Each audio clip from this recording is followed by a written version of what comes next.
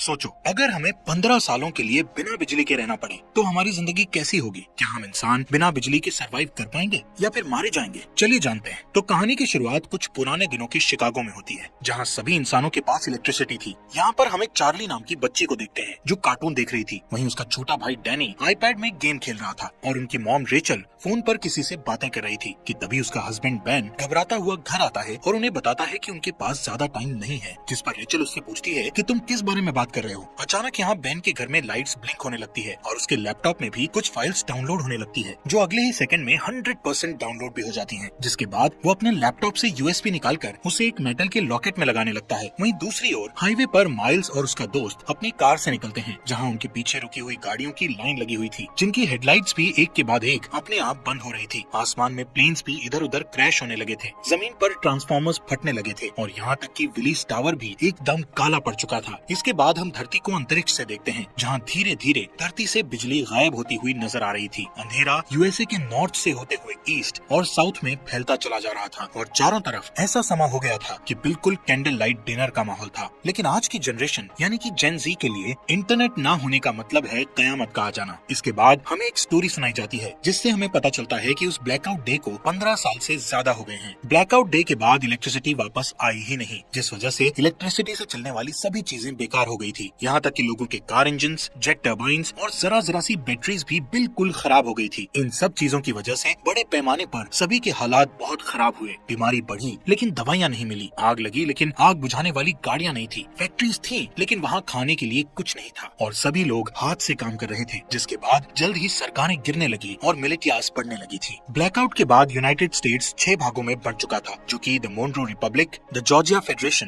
The Plains Nation, Texas, the California Commonwealth और बाकी बंजर जमीन थी। इन सभी शहरों के ऐसे हालात को देखकर ज्यादातर लोग यहाँ से कहीं और शिफ्ट हो चुके थे, जिनमें से एक बैन और उसकी फैमिली भी थी, क्योंकि वो वहाँ के विलेज एरिया में रहने लगे थे, जो कि द मोनरो रिपब्लिक एक पीसफुल कॉलोनी थी जहाँ कुछ 100 लोग जाकर बस गए थे। यहाँ हमें पता चलता है कि बैन की वाइफ का कुछ साल पहले ही देहांत हो गया था और अब वो एक ब्रिटिश मेडिकल डॉक्टर मैगी को डेट कर रहा था। उसके बच्चे डैनी और चार्ली भी अब बड़े हो चुके हैं, लेकिन डैनी को अकेले रहना ज्यादा पसंद है क्योंकि वो अस्थमा की बीमारी से गुजर रहा है। ऐसे ही एक दिन चार्ली अपने भाई के साथ जंगल में जाती है, जहाँ उन्हें एक एबेंडन वैन दिखती है। चार्ली उसके अंदर जाती है और वहाँ उसे एक मिनी फ्रिज मिलता है, जिसे देखकर उसे अपने बचपन की याद आने लगती है, जब ब्लैकआउट डे के बाद उसकी मॉम डैड ने उसे वो पिघली हुई आइसक्रीम दी थी, क्योंकि वो उस वक्त की आखिरी आइसक्रीम थी। एक दिन जब चार्ली हर दिन की तरह जंगल में एक चक्कर लगाने जाती है, तब मोनरो मिलिटिया, जो कि मोनरो रिपब्लिक की मिलिट्री फोर्स है, वो कॉलोनी के अंदर आते ही धावा बोल देती है। मिलिटिया की कलाई पर एक टैटू गुदा हुआ था, जो कि मोनरो रिपब्लिक के मेंबर्स का सिंबल था, जिससे उन्हें पहचाना जा सकता था। अब क्योंकि ये मोनरो रिपब्लिक के सेटलमेंट का समय है, इसलिए वहाँ रहने वाले सभी लोगों को टैक्स के रूप में अपनी फसलें देना उनकी जिम्मेदारी है। हालांकि बेन जानता है कि ये टैक्स से कहीं ज्यादा है। बेन को लगता है कि उनके साथ कुछ बुरा होने वाला है, इसलिए वो अपने सबसे अच्छे दोस्त आरॉन के पास जाता है और उसे वो लॉकेट दे देता है जिसमें बेन ने मूवी के शुरू में वो यूएसबी लगाया था। बेन आरॉन से कहता है कि चाहे कुछ भी हो जाए, तुम्हें इस लॉकेट को कुछ नहीं होने देना। तभी उस मिलिटिया ग्रुप का कैप्टन मेजर टॉम नेवेल वहाँ आ जाता है और बेन को अपने साथ चलने के लिए कहता है। वो उससे उसके भाई माइल्स के बारे में पूछता है, जिस पर बेन कहता है कि वो माइल्स से पिछले 15 सालों से नहीं मिला है। वहाँ मौजूद सभी लोग डर के मारे देखते हैं कि मिलिटिया ग्रुप अपने कदम वापस लेने लगता है कि अचानक वहाँ डैनी आकर उनकी ओर क्रॉसबो पॉइंट करता हुआ अपने डैड को ना ले जाने की धमकी देता है। बेन उसे शांत करने की कोशिश करता है, लेकिन इससे कोई फायदा नहीं होता और गलती से डैनी उन पर गोली चला देता है, जिससे वहाँ मौजूद एक दुश्मन मारा जाता है। ये देखकर एकदम से सभी लोग मिलिटिया पर हमला करना शुरू कर देते हैं, लेकिन इस लड़ाई में उनका कोई मुकाबला नहीं होता और कई लोग मिलिटिया द्वारा मारे जाते हैं, जिसमें टॉम और बाकी लोगों को छोड़ दिया जाता है। लेकिन मिलिटिया ने डैनी को बंदी बना लिया था। कुछ देर बाद जब चार्ली वापस अपने घर आती है, तो यहाँ वो अपने डैड को खून में लथपथ पाती है, जहाँ वो अपनी आखिरी सांसें ले रहा था। वो उसे बताता है कि डैनी को मिलिटिया के लोग किडनैप करके ले गए हैं और अब उन लोगों की आखिरी उम्मीद सिर्फ माइल्स ही है, जो शिकागो में कहीं रह रहा है। चार्ली रोते हुए अपने डैड को बचाने की कोशिश करती है, लेकिन बेन मरने से पहले उसे अंकल माइल्स को ढूंढने के लिए कहता है, जिसके बाद उसकी मौत हो जाती है। अपने डैड के ऐसे मरने से चार्ली पूरी तरह टूट चुकी थी, लेकिन उसके पास शोक मनाने तक का टाइम नहीं था। वो अपना सामान पैक करती है और अकेले बाहर निकलने के लिए तैयार हो जाती है, लेकिन मैगी और आरॉन उसे अकेले नहीं जाने देते, जिसके बाद वो खुद उसके साथ जाने को तैयार हो जाते हैं, जो चार्ली को बिल्कुल पसंद नहीं आता। इसके बाद तीनों खतरनाक रास्तों से होते हुए पूरे दिन सफर करते हैं, जिससे तीनों के बीच बॉन्ड और भी ज्यादा मजबूत हो जाता है। अगले दिन चार्ली जब पानी लेने के लिए झरने के पास जाती है, तो उसे एक नेट नाम का लड़का दिखता है, जिसे देखकर वो वहीं रुक जाती है। अब क्योंकि पूरी दुनिया ब्लैकआउट में चली गई थी, इसलिए तब के बाद से हर इंसान को पहली बार में देखकर खतरा ही समझा जाने लगा था। यहाँ तक कि चार्ली जैसी लड़की के लिए बहुत सी चीजें दिमाग में होती हैं। लेकिन खुशकिस्मती से नेट सिर्फ उससे उसका नाम पूछता है और उसे जाने देता है। उस रात चार्ली और उसके दोस्तों को एक टूटा फूटा प्लेन मिलता है जिसमें वो रात गुजारने की सोचते हैं। लेकिन बदकिस्मती से ये स्कैवेंजर्स ग्रुप का ठिकाना था, जहाँ उन लोगों को देखकर कुछ चोर यहाँ आते हैं और चाकू की नोक पर उनमें से एक चार्ली को उनसे दूर ले जाता है। मैगी को यहाँ कुछ खतरा महसूस होता है कि तभी वो अपने तेज दिमाग का इस्तेमाल करके उन चोरों को विस्की पिला देती है, जिसके ठीक बाद वो लोग उल्टी करते हैं और मर जाते हैं। वहीं दूसरी ओर आखिरी चोर चार्ली को मारने की कोशिश करता है कि तभी अचानक वहाँ नेट आ जाता है और उसे बचा लेता है। अगली सुबह नेट उन तीनों के साथ जाता है क्योंकि यहाँ पता चलता है कि वो भी उनके साथ शिकागो जा रहा है। मैगी उसे अपनी टीम में देखकर कंफ्यूज हो जाती है क्योंकि नेट उसके लिए बिल्कुल अनजान था, इसलिए वो चार्ली को वार्निंग देती है कि उसे ऐसे ही किसी पर भरोसा नहीं करना चाहिए। लेकिन कुछ देर बाद उसे याद आता है कि हर कोई बुरा नहीं है, इसलिए अब उसे नेट से कोई परेशानी नहीं थी। अगले सीन में जब मेजर टॉम और उसकी आर्मी आराम कर रही थी तो डैनी इस बात का फायदा उठाकर वहाँ से भागने की कोशिश करता है और हथकड़ियों का ताला खोलकर भाग जाता है। लेकिन कुछ दूर और भागने के बाद उसे अस्थमा का दौरा पड़ता है और वो वहीं एक घर के पास गिरकर बेहोश हो जाता है। कुछ घंटों बाद जब उसकी आंख खुलती है तो वो अपने सामने एक लड़की को उस पर बंदूक ताने देखता है। वो लड़की अपना नाम ग्रेस बताते हुए उससे पूछती है कि वो कहाँ से आया है, जिस पर डैनी बताता है कि कुछ लोगों ने उसे किडनैप कर लिया था, जिनसे बचता हुआ वो यहाँ आया है। ये सुनकर वो लड़की बंदूक नीचे करती है, जिसके बाद वो उसे अस्थमा पंप देती है और बताती है कि ये उसके मरे हुए बेटे का है। इसके बाद हम उन चारों के ग्रुप को देखते हैं जो फाइनली शिकागो पहुँचते हैं, जो कि मोन्ट्रो रिपब्लिक में ही है। यहाँ देखने लायक बात है कि रिगली फील्ड पूरी तरह से आईवी प्लांट से कवर्ड है, सड़कें मछुआरों से भरी हुई है और फोक्सवैगन बीटल जैसी गाड़ियों को घोड़े की बग्गी में बदल दिया गया है। बेन की बताई जानकारी के बाद वो सभी एक होटल में पहुंचते हैं। बारटेंडर से माइल्स के बारे में पूछते हैं। पहले तो वो बारटेंडर माइल्स नाम के किसी इंसान को जानने से मना कर देता है, लेकिन जब चार्ली उसे अपने डैड बेन के बारे में बताती है कि हाल ही में उनकी डेथ हुई है तो वो बताता है कि वो खुद ही माइल्स है, लेकिन वो उन सभी से अपनी पहचान को छुपाए रखने के लिए बोलता है। कुछ देर बाद माइल्स अपनी भतीजी को अंदर ले जाता है और उससे प्राइवेटली बात करता है, जहाँ चार्ली बताती है कि कैसे मिलिटिया ने उसके डैड को बेरहमी से मार डाला और डैनी को किडनैप करके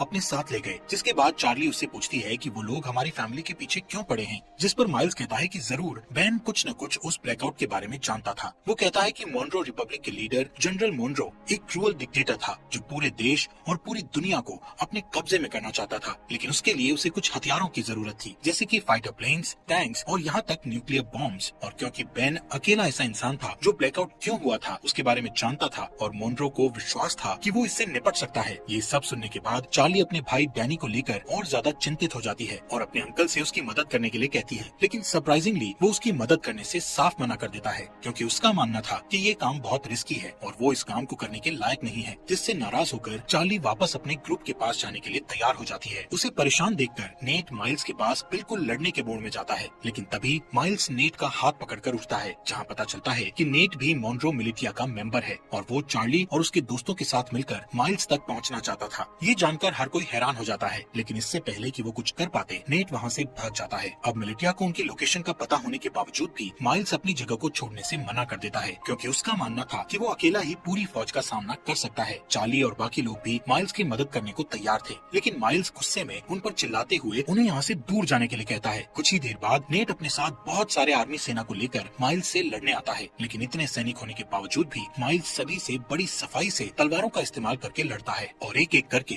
सबको मार देता है। जिसके बाद वहाँ चार्ली और उसके दोस्त वापस आ जाते हैं और माइल्स के साथ लड़ाई में शामिल हो जाते हैं। इसी बीच मिलिटिया का एक आदमी चार्ली को जान से मारने की कोशिश करता है, लेकिन अचानक से तभी नेट आकर उस आदमी को मार गिराता है। थोड़ी ही देर बाद माइल्स मिलिटिया के कैप्टन को जान से मारकर लड़ाई खत्म करता है, जिसके बाद वो चार्ली और बाकी लोगों के साथ डैनी को ढूंढने के लिए निकल जाता है, जो सुनकर भी सभी काफी खुश होते हैं। कुछ देर बाद माइल्स को अचानक से उस ब्लैकआउट डे का एक फ्लैशबैक याद आता है और यहाँ से सीन फ्लैशबैक में जाता है, जहाँ सारी दुनिया में अचानक अंधेरा छा जाने के बाद वो अपने दोस्त के साथ कार से बाहर निकलता है और अपने दोस्त के साथ मरीन कॉर्प्स बेस में जाता है, जहाँ हमें पता चलता है कि ये दोनों मरीन पुलिस हैं। यहाँ अंदर जाने के लिए उन्हें अपने हाथ पर बना वो एम नाम का टैटू दिखता है, जिससे पता चलता है कि माइल्स का दोस्त जिसका नाम सेबेस्टियन मोन्ट्रो है और वो इस समय मोन्ट्रो रिपब्लिक का लीडर भी है। वहीं दूसरी ओर मेजर टॉम और उसके आदमी डैनी के फुटप्रिंट्स का पीछा करते हुए ग्रेस के घर तक पहुँचते हैं। डरी हुई ग्रेस डैनी को बचाने की कोशिश करती है, लेकिन जैसे ही टॉम उसे जान से मारने की धमकी देता है तभी वो पीछे हटती है और टॉम उसके घर में घुसकर डैनी को पकड़ लेता है। उनके जाने के बाद ग्रेस चुपके से बेसमेंट में जाती है और एक लॉकेट निकालती है जो बिल्कुल आरॉन के लॉकेट जैसा था। जैसे ही वो उसे दबाती है तो अचानक से कमरे में बल्ब चालू हो जाता है। इसके बाद ग्रेस उस लॉकेट को कंप्यूटर में लगाती है और किसी से चैट करना शुरू कर देती है। दूसरी तरफ जो ग्रेस से चैट कर रहा था वो बहुत खुश था कि मिलिटिया को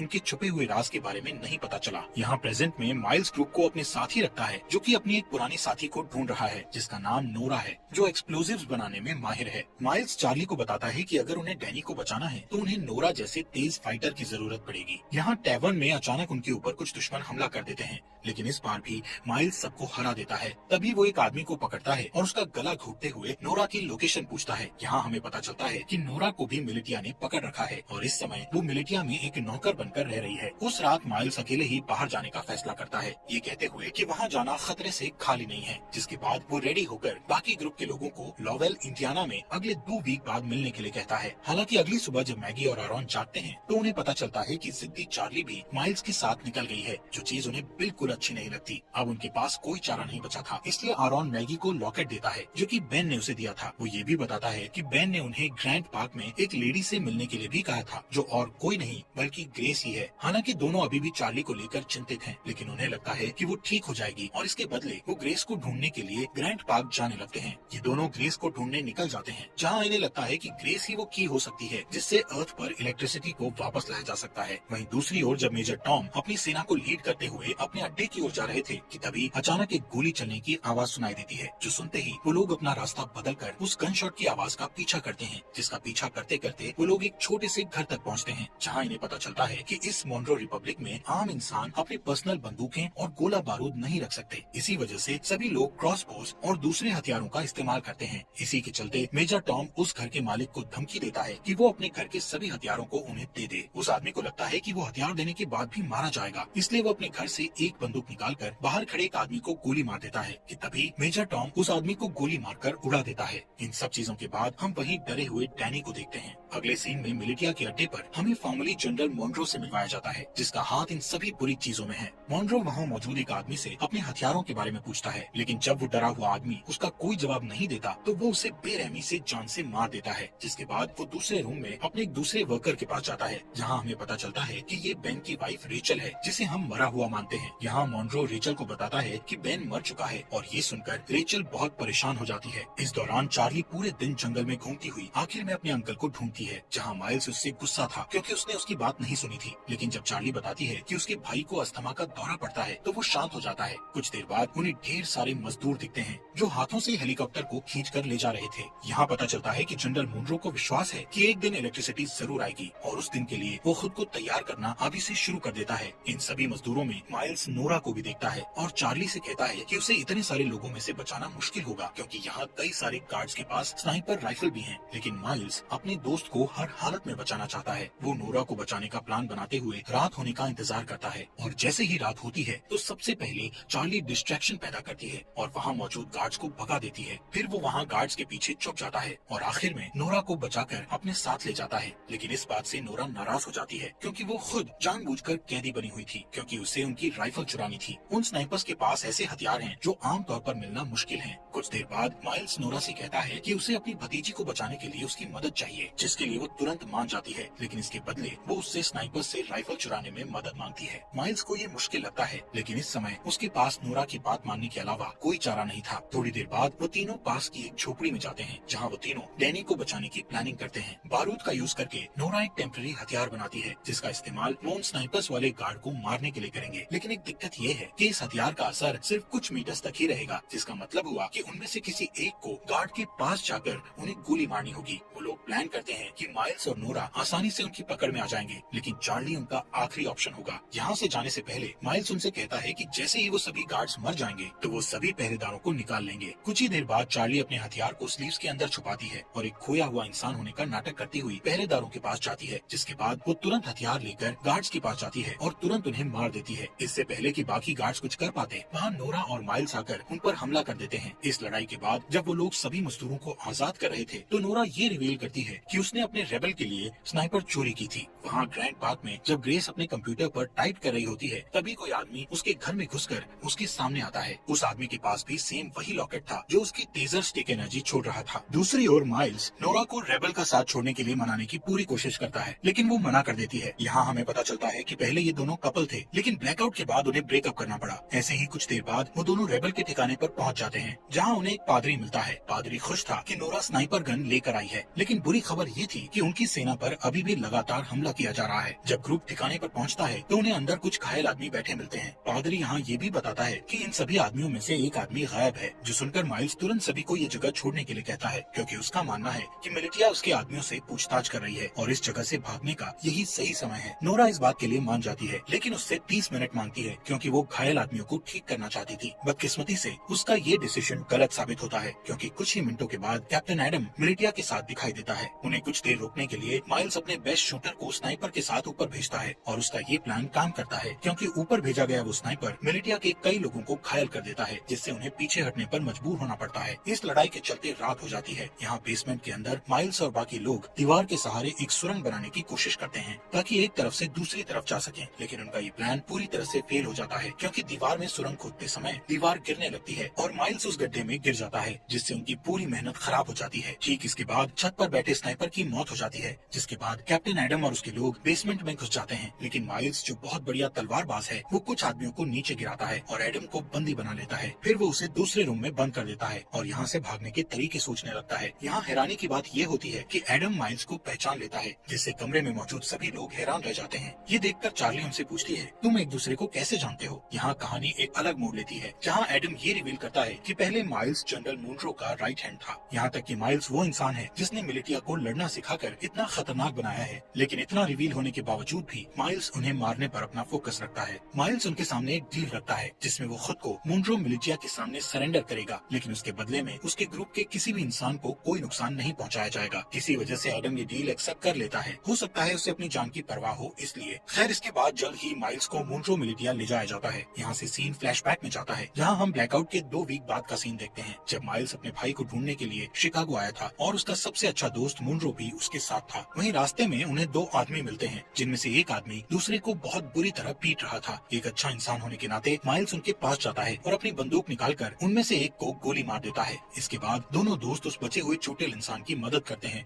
जो और कोई नहीं बल्कि कैप्टन एडम ही था, और इसीलिए वो आज तक माइल्स की इतनी रिस्पेक्ट करता है, क्योंकि उसने उसकी जान बचाई थी। यहाँ से सीन वापस प्रेजेंट में आता है। जैसे ही माइल्स मिलिटिया को अपनी जगह पर ले जा रहा था, तो रास्ते में वो एक ब्रिज पार करते हैं, जहाँ अचानक से एक एक्सप्लोजन होता है, जिससे सभी लोग चौंक जाते हैं। और इसी दौरान नोरा और चार्ली माइल्स को उनसे बचा लेते हैं। वहाँ से जाने से पहले वो एक और एक्सप्लोजन करते हैं, जिससे वो पकड़े न जाएं। वहीं दूसरी ओर मैगी और आरोन, जो ग्रेस को ढूंढने के मिशन पर हैं, आखिरकार वो उसके घर तक पहुँच जाते हैं। लेकिन उस घर में कोई भी नहीं था, क्योंकि ग्रेस ने ये घर छोड़ दिया था। यहाँ आरोन, जो गूगल का एक पुराना एम्प्लॉय होने का दावा करता है और कहता है कि वो कंप्यूटर के बारे में बहुत कुछ जानता है। इसके बाद वो बेसमेंट में जाता है, जहाँ उसे ग्रेस का कंप्यूटर रखा मिलता है, जिसे देखकर पता चलता है कि इसे हाल ही में बनाया गया था, जिससे पता चलता है कि यहाँ इलेक्ट्रिसिटी थी। हालांकि जब वो कई घंटों तक कंप्यूटर की जांच पड़ताल करता है, तो उसे वहाँ कोई सुराग नहीं मिलता। आरोन थक जाता है और ऊपर जाकर वो कंप्यूटर मैगी को दिखाता है। तभी उसका लॉकेट चमकने लगता है और पास में रखे हेडफोन में गाना बजना शुरू हो जाता है, जहाँ मैगी के आईफोन में जान सी आ जाती है, जिसकी वजह से वो कई सालों बाद अपने बच्चों को देखती। कैसी लगी इस सीरीज के नेक्स्ट एपिसोड लाएं या नहीं, कमेंट बॉक्स में हमें जरूर बताएं।